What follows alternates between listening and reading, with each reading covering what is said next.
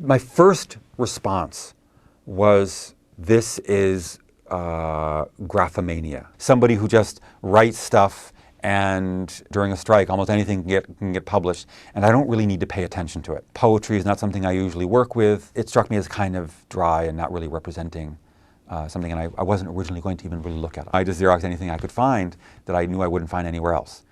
Because this wasn't in an archive. Again, this was in Solidarity offices. But then I began to try to think of it differently and imagined that worker writing these poems. I'm assuming he's a worker, somebody who is in some way connected to the strike.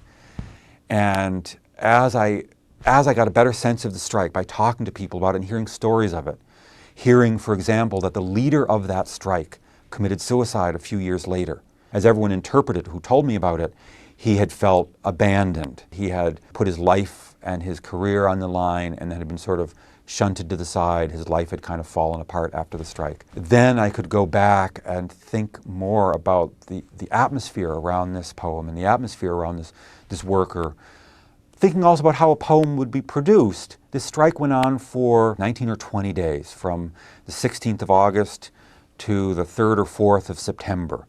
Getting smaller and smaller. At the beginning, most of the workers in the mine, and then there's a dozen or I think 16 mines at the largest were on strike in the area. By the end, it's just the July Manifesto mine, and there's just 100 workers or so still on strike.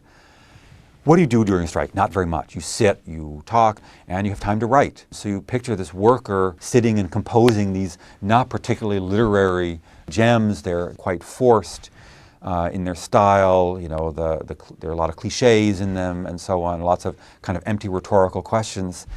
And it really brought me into the atmosphere of the strike as I came to understand it.